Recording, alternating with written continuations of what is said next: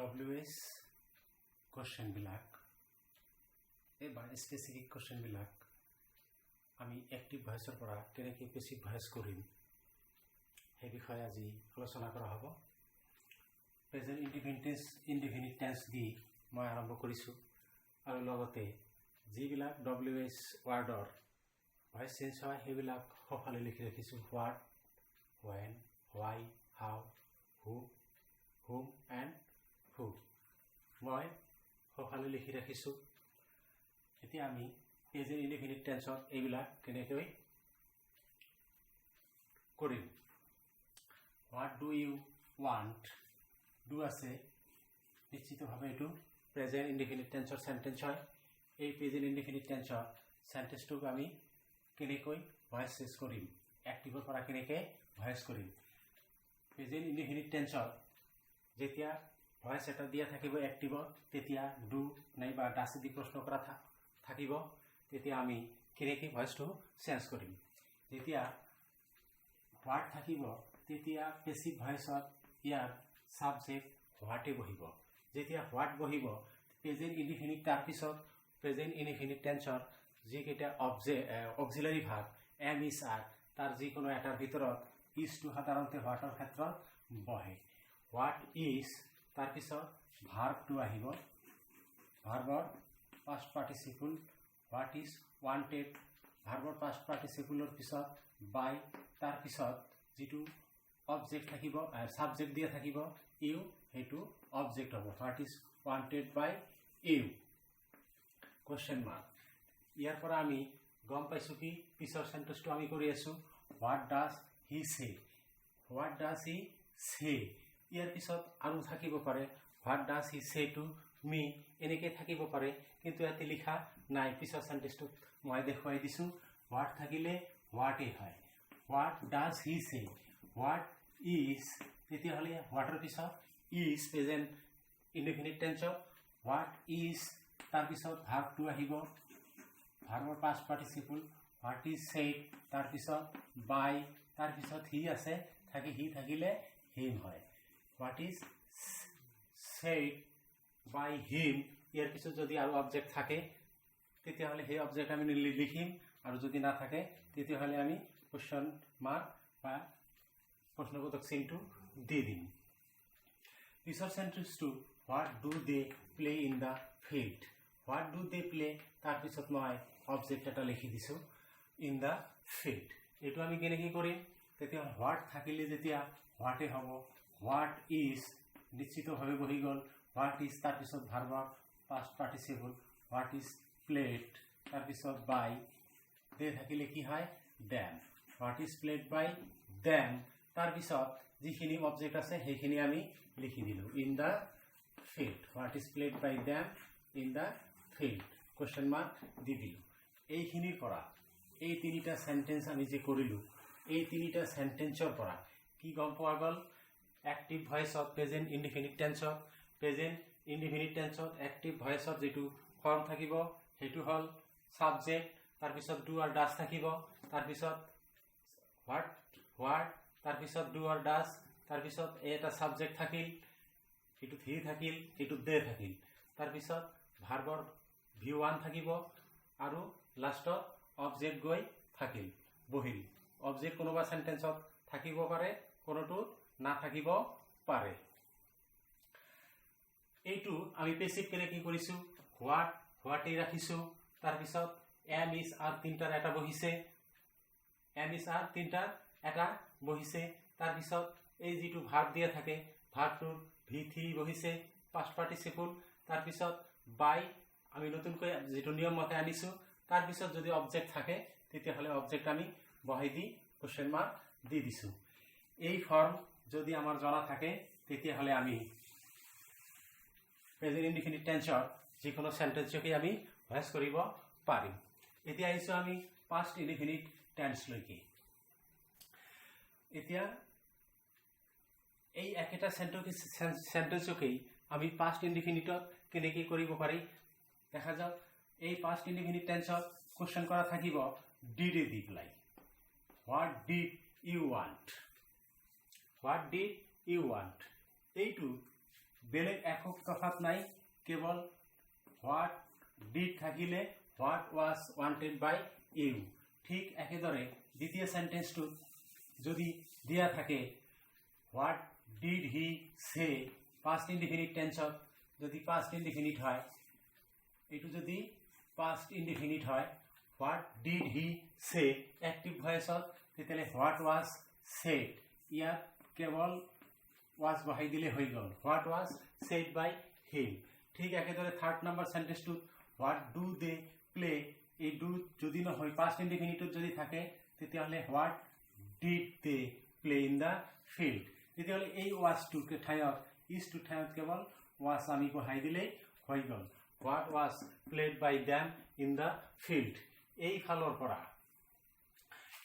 পৰা আমি যদি দেখা পাওঁ, তেতিয়াহ'লে পাষ্ট ইনডিফিনিট টেন্সত যিটো এক্টিভ ফৰ্ম হয় সেইটো থাকে হোৱাটৰ পিছত ডিড, হোৱাটৰ পিছত ডিড, বাকী গোটেইখিনি আহে। আৰু পেচিভ ভয়েসত ইয়াৰ যিটো পেচিভ হ'ব, তেতিয়াহ'লে কেৱল কি ৱাজ আৰু প্লুৰাল নাম্বাৰ যদি থাকে সাবজেক্টটো, তেতিয়াহ'লে ওয়াৰ হ'ব। তাৰমানে হোৱাট ডিড ইউ ৱান্ট, এইটো what was wanted by you, what did he say active ভয়েসত, পেচিভ ভয়েসত what was said by him. তাৰপিছত সেন্টেন্সটো what did they play in the field, what was played by them in the field. এই ফালৰ পৰা যদি আমি দেখা পাওঁ, তেতিয়াহ'লে পাষ্ট ইনডিফিনিটৰ এক্টিভ ফৰ্মটো হ'ল হোৱাট, তাৰপিছত ডিড, তাৰপিছত সাবজেক্ট যিটো দিয়া আছে, তাৰপিছত ভাৰ্ব ওৱান, তাৰপিছত অবজেক্ট যদি থাকে। আৰু পেচিভ ফৰ্মটো হ'ব আমি যেনেকৈ কৰিছোঁ হোৱাট, তাৰপিছত হোৱাট বহিছে, হোৱাট, তাৰপিছত ৱাজ, হোৱাট ৱাজ, তাৰপিছত ৱাজ অথবা ওয়াৰ, তাৰপিছত ভাৰ্বৰ V3, তাৰপিছত বাই, তাৰপিছত যদি অবজেক্টত থাকে আমি সেইটো বহুৱাই দিছোঁ। এয়াই হ'ল পাষ্ট ইনডিফিনিটৰ ফৰ্ম। এই ফৰ্ম যদি আমাৰ জনা থাকে, তেতিয়াহ'লে আমি সহজতে পাষ্ট ইনডিফিনিট টেন্সত ভয়েস কৰিব পাৰিম। আহিছোঁ আমি এতিয়া প্ৰেজেন্ট কণ্টিনিউয়াছ টেন্সলৈকে। মই সেন্টেন্সটো চেঞ্জ কৰি দিছোঁ, what are you playing, what are you playing, present continuous.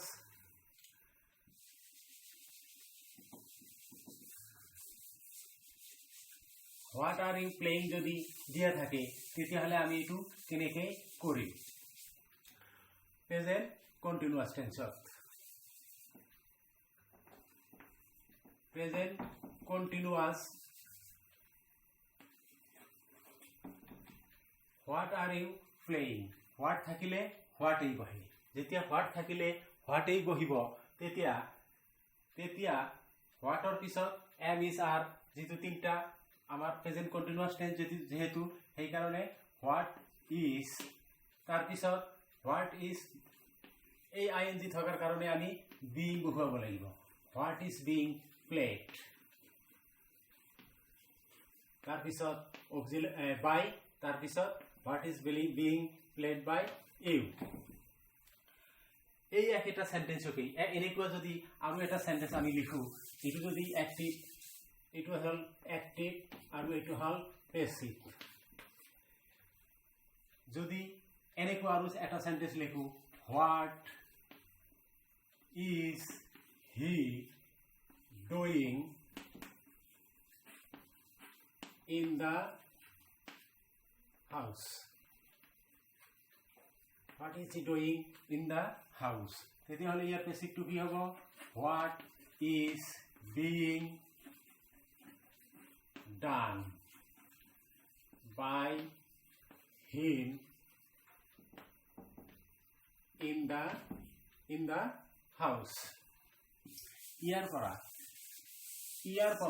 এই যে আমি যেনেকে লিখিলো হোৱাট দি পেলাই প্ৰেজেন্ট কণ্টিনিউয়াছ টেন্সত, ইয়াৰ পৰা আমি ইয়াৰ ফৰ্মটো কি কেনেকৈ লিখিব পাৰোঁ, ইয়াৰ এক্টিভ ফৰ্মটো আমি লিখিব পাৰোঁ, হোৱাট तार पिছত be or auxiliary verb be verb or auxiliary verb पिছত subject plus V1 plus ING plus object interrogation mark और पेसिव भॉइसत आमी केनेके लिखिम एटू पेसिवत लिखिम आमी व्हाट तार पिছত be or auxiliary verb plus being plus जिटू भार्ब दिए थाकिब तार past participle plus by plus object तार पिছত इंट्रोगेशन मार्क तार माने व्हाटर पिছত am is are what is or are what are being told by you যেনেকে দিয়া থাকিব সেন্টেন্স এই ফর্ম যদি আমার জানা থাকে তেতিয়াহলে এই ফর্মত আমি সেন্টেন্স এটা ভয়েস সেন্স এটা কৰিব পাৰিম আৰু এটা বস্তু আমি লক্ষ্য কৰিব পাৰো হোৱাট যেহেতু থাৰ্ড পাৰসন সিঙ্গুলাৰ নাম্বাৰত ইউজ হৈ আছে সেইকাৰণে হোৱাটৰ ক্ষেত্ৰত দেখা গৈ আছে যে ইজ টু বহি আছে যদি প্ৰেজেন্ট কন্টিনিউয়াস টেন্সত থাকে তেতিয়াহলে হোৱাটৰ পিছত যেটো অক্সিলাৰি বহিব সেই অক্সিলাৰিটো কিহৰ কাৰণে এই বি আইএনজি থকাৰ কাৰণে হোৱাট ইজ হোৱাটৰ পিছত অক্সিলাৰি তাৰ পিছত বিং তাৰ পিছত V3 তাৰ পিছত বাই আৰু তাৰ পিছত অবজেক্ট বহাই দিলে হৈ গল আমাৰ বাকি নিয়ম মতে এবাৰ এই সেন্টেন্সটোকে যদি আমি কি কৰো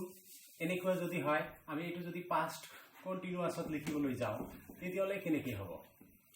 সেম একদম সেম পাস্ট কন্টিনিউয়াসত যদি থাকে এই সেন্টেন্সটো তেতিয়াহলে what was What were you playing? তেতিয়াহলে what were being played by you past continuous হৈ গল what were you playing তোমালোকে কি খেলি আছিলা what were being played by you তোমালোকৰ দ্বাৰা কি খেলা হৈ আছিল second সেন্টেন্সটো what is he doing in the house What is he doing in the house? এইটো আমি past tense কৰি ললো what was he doing in the house যদি এটো হয় তেতিয়াহলে আমি এটো past tense কেনেকৈ লিখিম এই what was he doing এটো অ্যাক্টিভ ভয়েস হয় এটো অ্যাক্টিভ হয় আৰু এটো প্যাসিভ হয় আমি কেনেকৈ কৰিম কেৱল what was being done by him in the house এখানে এনেকৈ কৰি দিলে হৈ গল তেতিয়াহলে ইয়াৰ এই দুটা সেন্টেন্সৰ পৰা আমি যিখিনি গম পালো আমি এৰ ফৰ্ম কেনেকৈ লিখিম পাস্ট টেন্সৰ ফৰ পাস্ট কন্টিনিউয়াসৰ ফৰ্ম হল what active form what was অথবা ওয়াৰ তাৰ পিছত সাবজেক্ট তাৰ পিছত V1 plus ING plus object থাকিলে থাকিব পাৰে না থাকিলে না থাকিব পাৰে পেসিভ ভয়েসত আমি কেনেকৈ লিখিম এটোৰ ফৰ্ম পেসিভ ভয়েসত হৈ আছে হোৱাট এ বহিব তাৰ পিছত আহি আছে ওয়াজ অথবা ওয়াৰ প্লাস বি তাৰ পিছত যেটো ভাৰ্ব থাকিব ভাৰ্বটো পাস্ট পাৰ্টিসিপল তাৰ পিছত বাই তাৰ পিছত অবজেক্ট তাৰ পিছত ইন্ট্ৰোগেশন মাৰ্ক এটো পাস্ট কন্টিনিউয়াসৰ অ্যাক্টিভ আৰু প্যাসিভ ফর্ম আমি আইছো এতিয়া পাস্ট পারফেক্ট লৈকে প্রেজেন্ট পারফেক্ট লৈকে প্রেজেন্ট পারফেক্ট টেন্সত চাও কেনেকৈ হয় প্রেজেন্ট পারফেক্ট টেন্সত যদি হোৱাট দিয়া থাকে প্ৰেজেন্ট পাৰফেক্ট সংক্ষেপে লিখিছো what have you done what have you done ইয়াৰ পিছত আৰু অবজেক্ট থাকিব পাৰে what have you done in the field তুমি পথাৰত কি কৰিছা এই আমি এইখিনি অবজেক্ট লিখা নাই বুজাৰ সহজৰ কাৰণে আমি এইখিনিয়ে ৰাখিছো what have you done in the field তেতিয়া হলে ইয়াৰ পৰা আমি লিখিব পাৰি what থাকিলে যেহেতু what এই হয়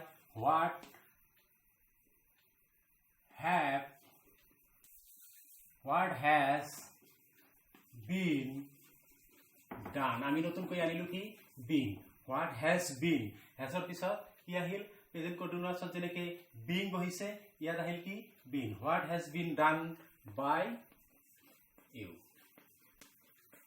যদি ইন দ্য ফিল্ড থাকিলহেঁতেন তেতিয়াহ'লে আমি ইন দ্য ফিল্ড লিখি দিলোহেঁতেন যেহেতু ইন দ্য ফিল্ড নাই গতিকে আমি ইন দ্য ফিল্ড লিখা নাই আৰু এটা সেন্টেন্স লিখিছো মই হোৱাট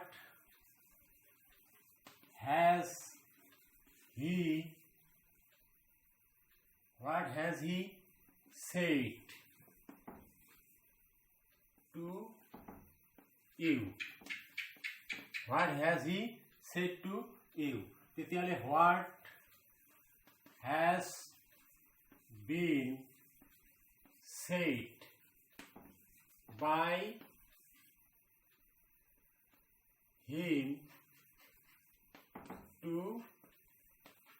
you question mark তেতিয়াহ'লে আমি নতুনকৈ কি আনিছো হেজৰ পিছত বিন তাৰ পিছত নিয়ম মতে যেটো হৈ আছে ভাৰ্বৰ পাষ্ট পাৰ্টিসিপল তাৰ পিছত বাই তাৰ পিছত হি আছে হি হিম হৈ গৈছে তাৰ পিছত টু ইউ আছে টু ইউ আমি অবজেক্ট বহুৱাই দিছো এই সেন্টেন্স দুটাৰ পৰা এই সেন্টেন্স দুটা আমি যেনেকৈ কৰিছো এই সেন্টেন্স দুটাৰ পৰা আমি এটো স্পষ্টভাৱে ইয়াৰ ফৰ্মটো আমি লিখিব পাৰো অ্যাক্টিভ ফর্ম কি হ'ব active form what plus have or has plus subject plus v3 plus object question mark আৰু পেসিভ টু হ'ব what পেসিভ কি হৈ আছে প্ৰথমটো হৈ আছে what তাৰ পিছত have অথবা has হ'ব has অথবা have plus been plus ভাৰ্বৰ past participle plus by plus object subject to আহি যেটো object হৈছে তাৰ পিছত ইন্টাৰগেশ্যন মাৰ্ক এটো হল প্ৰেজেন্ট পাৰফেক্ট টেন্সৰ ফৰ্ম প্ৰেজেন্ট পাৰফেক্ট টেন্সৰ প্ৰেজেন্ট পাৰফেক্ট টেন্সৰ অ্যাক্টিভ আৰু পেসিভৰ ফৰ্ম এই সেন্টেন্সটোকে যদি এতিয়া আমি পাস্ট পাৰফেক্ট লৈকে যাও তেতিয়াহলে কি হ'ব পাৰে পাস্ট পাৰফেক্টত লিখিম আমি পাস্ট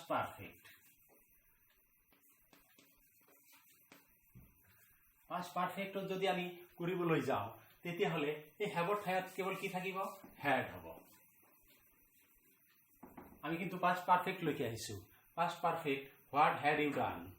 তেতিয়াহলে এই has to যাৰ ঠাইত কেৱল কি হ'ব what had been done by you বাকি গোটেইখিনি সেম তাৰ পিছত সেন্টেন্সটো what has he said to you আমি hasৰ ঠাইত কেৱল কি কৰি দিম had যদি বহাই দিও what had he said to you তেতিয়াহলে ইয়াতো কেৱল hasৰ ঠাইত কেৱল had বহাই দিলে হৈ গল what had been said by him to you ইয়াৰ পৰাই এই পাস্ট পাৰফেক্ট টেন্সৰ এইখিনিৰ পৰাই আমি স্পষ্ট ৰূপে ক'ব পাৰো ইয়াৰ ফৰ্মটো তেতিয়াহলে পাস্ট পাৰফেক্ট টেন্সৰ যেহেতু অক্সিলাৰি কেৱল এটাই বহে পাস্ট had to তেতিয়াহলে ইয়াৰ আমি had লিখিলো পাস্ট পাৰফেক্ট টেন্সৰ অ্যাক্টিভ ফৰ্ম what তাৰ পিছত had তাৰ পিছত সাবজেক্ট তাৰ পিছত ভাৰ্বৰ পাস্ট পাৰ্টিসিপল তাৰ পিছত অবজেক্ট থাকিলে লিখিম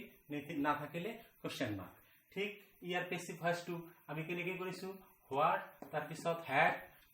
হোৱাটৰ পিছত হ্যাভ হ্যাজ নহয় প্ৰেজেন্ট পাৰফেক্টত হ্যাভ অথবা হ্যাজ আৰু পাস্ট পাৰফেক্টত হ্যাড বহিছে তেতিয়াহলে হ্যাড তাৰ পিছত বিন তাৰ পিছত ভাৰ্বৰ পাস্ট পাৰ্টিসিপল তাৰ পিছত বাই তাৰ পিছত অবজেক্টটো বহিছে আৰু যদি অবজেক্ট জিয়া থাকে তেতিয়াহলে আমি সেইখিনি তেনেকৈ লিখিম এতিয়া এই হোৱাটটোকে যদি আমি ফিউচাৰ ইনডিফিনিটত লিখিবলৈ যাও তেতিয়াহলে কেনেকৈ হ'ব future indefinite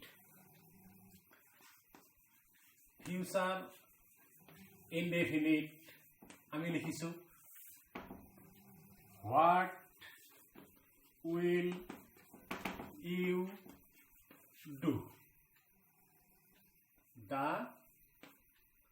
what will you do in the morning in the মৰ্নিংছ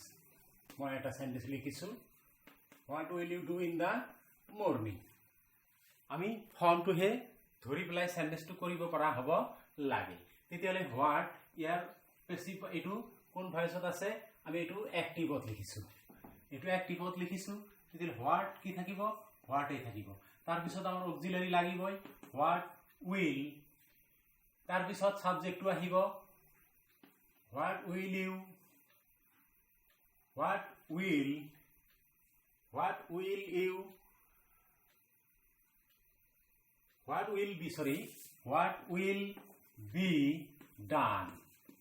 what will be done by subject you ase you bohibo you thakile you bohe what will be done by you in the morning question mark ahi gol what will you do in the morning আমি past future indefinite tense এই সেন্টেন্সটো লিখিছো এই সেন্টেন্সটোতে আমি ইয়াৰ পৰা আমি কি ক'ব পাৰো ফিউচাৰ ইনডিফিনিট টেন্সৰ পৰা ফিউচাৰ ইনডিফিনিটৰ এইটো সেন্টেন্সৰ পৰা আমি ইয়াৰ পেছিভ ফৰ্মটো এক্টিভ ফৰ্মটো কি হ'ল এক্টিভ ফৰ্মটো হৈছে what plus will or shall হ'ব পাৰে plus subject plus v1 plus object question mark here basic form to hobo basic form to what plus shall or will plus be ahibo plus verb past participle plus by plus object question mark